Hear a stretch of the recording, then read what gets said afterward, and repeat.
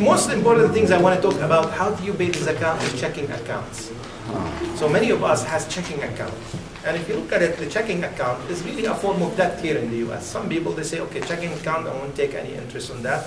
That's fine. So the zakah here on the checking account, whatever money in the checking account that lasted the full lunar year, and again, the lunar year is the 354. And usually, you need to set a date for your howl. It's better. For example, most of the people, they like to set the date around Ramadan because they like to make their zakah during Ramadan to get the multiple of the reward because of the blessing of the month of Ramadan. So for example, here at Azad, when we calculate for our clients zakah, we set Sha'ban at 23rd, a week from Ramadan. At least give us some time to calculate the zakah, send the reports to clients so they can do the zakah. Now, checking accounts, the value of the checking accounts, whatever money lasted in that checking accounts for the full lunar year, that would become zakatable, liable for zakah at 2.5%. I'll give you an example. Let's say you started the checking account with $100,000. And by the time of the howl, 354, they are $70,000. So you spend $30,000, given the fact that you did not add money in between. So in this case, the zakatable base for you is 70,000, not 100,000. Or let's say you started with the 70,000s and they became 100,000. So the amount that lasted for the whole howl is 70,000. So you pay the zakat on the $70,000. Now, if you have a saving account, the saving account, the same thing. It's a debt, it's a form of debt. And again, that would be liable for zakah, but you remove any interest from that account and you pay the zakah on the amount. Now, sometimes some people, they may be adding money during the year. So now that adds some complexity. When you start adding money, it becomes a little bit complicated. So if the amount is really big, you can hire a professional accountant to create for you what we call zakah lots, similar to tax lot. The people familiar with the investment or their accountants, they create for their investment something called tax lots. Here in this case, we create what we call zakah lots. In other words, when you create like each lot, for example, from the time you deposit that money, that becomes yours, and you count one lunar year, whatever left from that lot, that becomes zakatable. So it comes a little bit complicated, but just for simplicity, some people, they just look at the money that in their bank account because it's not really much difference, and they just pay the zakah on the value of the account at the time of the howl. Now, the other form of assets that really very, very popular among us Muslims here in America, and most of our assets actually, usually in a form of mutual funds and stocks and annuities and you name it, because most of our assets actually sitting in our retirements. We have a lot of money in the retirement. So that brings us, how do we handle the zakah on these type of assets, on stocks, for example? Because someone has a 401k or has an IRA account, etc., and most of it usually mutual fund and stocks and some bonds. We'll talk about how we assess the zakah on those type. If you look at the stocks, again, if we apply the same concept to try to understand what type of assets these, you will find that the stocks, people buy it either for the purpose of deriving an income from it. Okay, they don't want to really engage in the buying and selling. The purpose is not to benefit from the capital gain. So we call them these income stocks. Or sometimes you may like a company, for example, like Google. It's growing, it's excellent company, and you would like to own it so you can benefit from the growth of Google. So that would become like a stocks that categorized as commercial goods.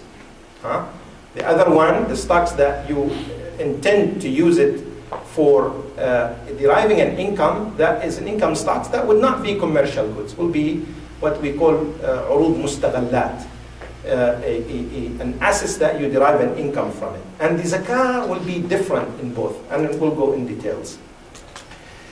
The stocks that you own, we'll start with the simpler one. the stocks that you own for the purpose of benefiting from the appreciation, the price appreciation of the stocks, these stocks would be treated as commercial goods. And we pay the zakat based on the market value at the time of the hawl. So you assess how much zakat. Very simple, that's it. We identify, if you look at the filter, zakat filter that I showed the graph, we start the first one, are these commercial goods? Yes, because with the time you bought them, you intend to resell them, and these would be commercial goods, so you pay the zakat on the market value of these securities at the time of the hawl. And that's what exactly we deal for our clients, for those who buy those type of securities. Now there is the other type of stocks where you own it for the purpose, or you purchase it for the purpose of deriving an income. It becomes a little bit more complicated. Because these are not commercial goods. What they are, then we start digging deep. Remember, I said if I identify a reason why these assets be zakatable, I stop right there and I assess the zakat and I don't look any further. So for example, the commercial stocks or the growth stocks, I don't dig deep to see what type of assets they own after that. That's it. I identify these assets as commercial goods. I assess the market value of these type of stocks. Now, for the income one, it's a little bit more challenging. Now I have to dig deep. I understand now there are assets that I derive for the purpose, I own for the purpose of deriving an income, so I need to look to see what are zakatable assets within that share. I give you an example. Company like Kohl's, the clothing company. So now they are in the business. This is the shares are publicly traded, and people they buy it. And Kohl's, they are in the business of buying and reselling clothing items. So in this case, I have to look to see, are there any inventory there at the time of the hawl? Are there any cash and cash equivalent? So I start digging deep. And once I assess the amount of zakatable assets, I would be able to allocate how much of these assets that the company has per share, and that becomes the zakatable base for my share of that particular stock. For example, I give you Kohl. If you look here, you look at the current assets. For example, you can use an approximation method for doing that. You look at the current assets minus current liabilities. Then you divide it by the outstanding number of shares. And if you look at the current assets, usually you will find all the zakatable ones. You find the cash and cash equivalent, short-term investment, net receivable, and commercial inventory. So these are all current assets, and these are usually zakatable. Then you reduce it by current debt. You know, that's debt that it has to be paid. Only the current debt, not the long-term debt. And then you look at the total number of shares. If we take, for example, Kohl company, for example, their current assets is about $5.642 billion. Reduce it by current debt, 2.781, divided by the number of outstanding shares, 251 million shares. So you'll end up with about $11.40 per share. So you take the 25%, 0.25, I'm sorry, 2.5% of the share. So that would be about 28 cents, 28.5 cents per share for the company Kohl. You have 1,000 shares, so the zakat will be $285. That's how you assess the zakat on companies that you intend to own for the purpose of deriving an income. But if you look at the market value of Kohl, for example, it's trading almost about $50 a share. So here, in this case, I don't pay the zakah on the market value because my intention is just to derive an income from it. Clear?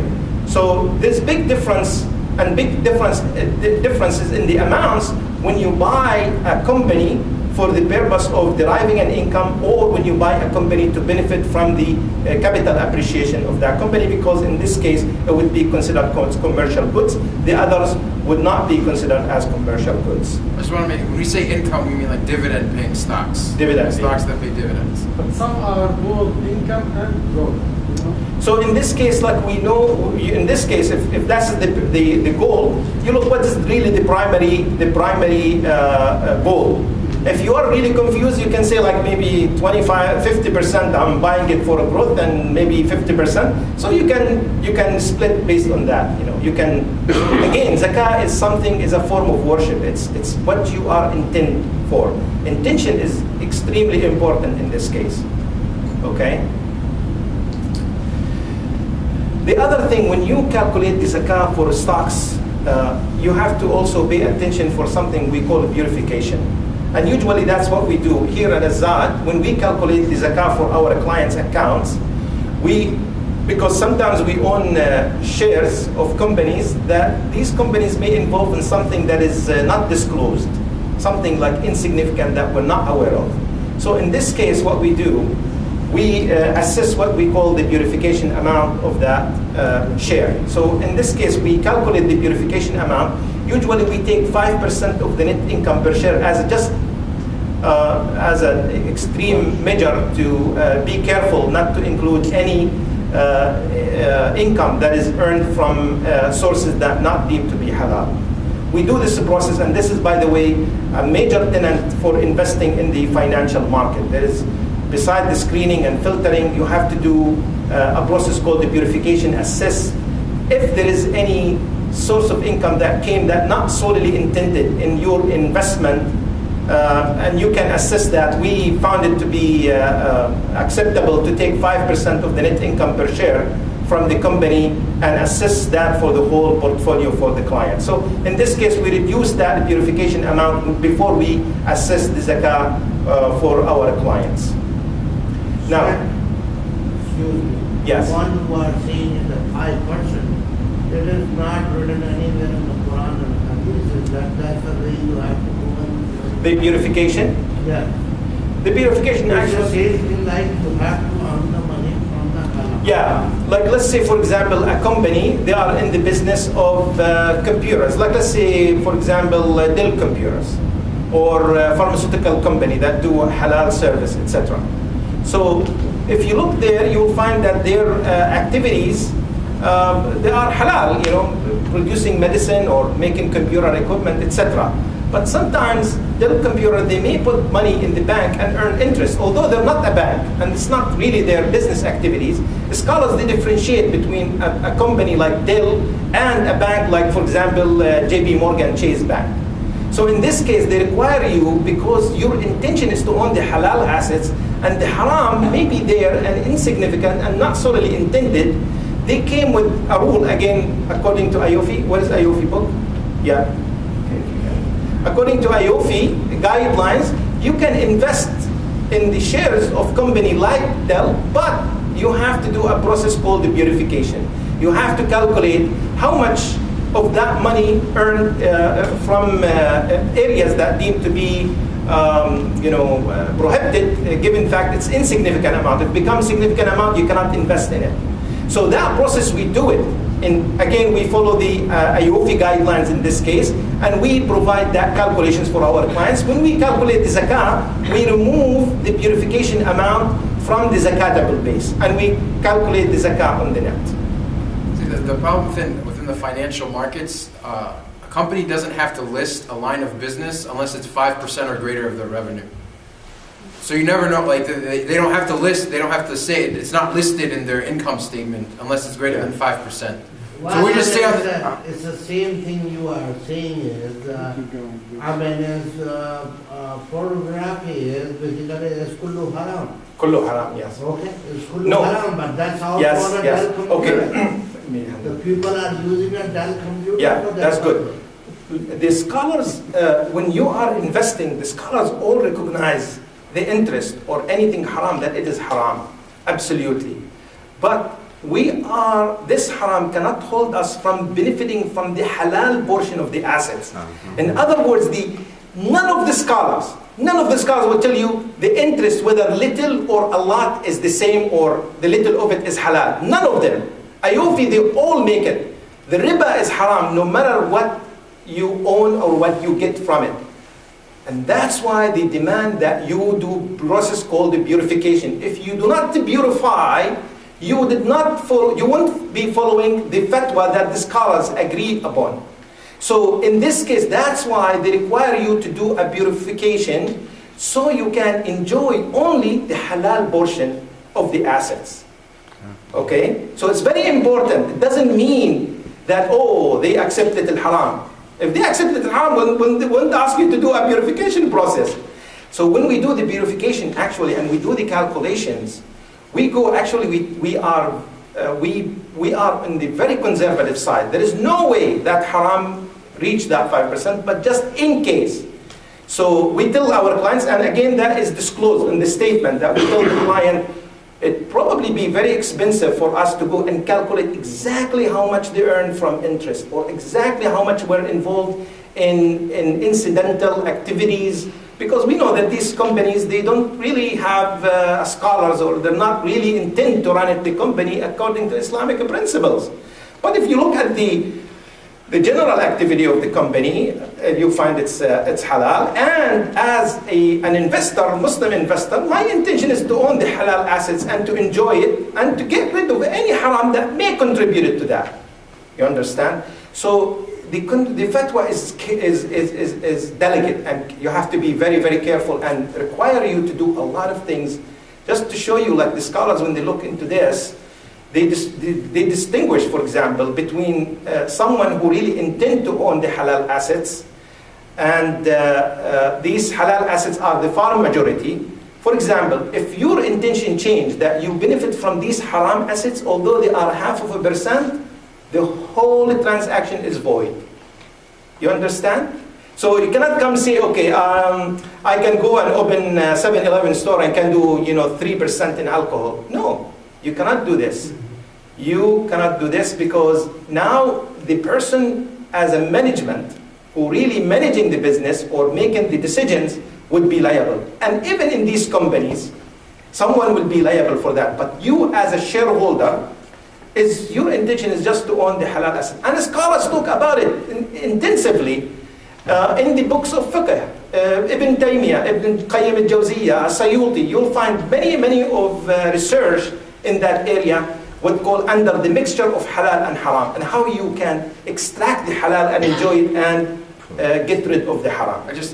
I wanted to add that Bashar was saying is there's a big difference between owning a privately held business that you have full control over compared to a stock. Because as a shareholder, you don't have complete control of the company. Unless you have the majority, then of course then you have to make sure that all the lines of businesses are halal, because you have control. But with a privately held business, so the people are like, so can I get, like Bashar was saying, collect 3% of alcohol revenue from a 7-Eleven business? No. You own that business, you have full control. Yeah, full control. So you shouldn't, 0% should be coming from halal. And Let me let me just add another, I want to make disclaimer here.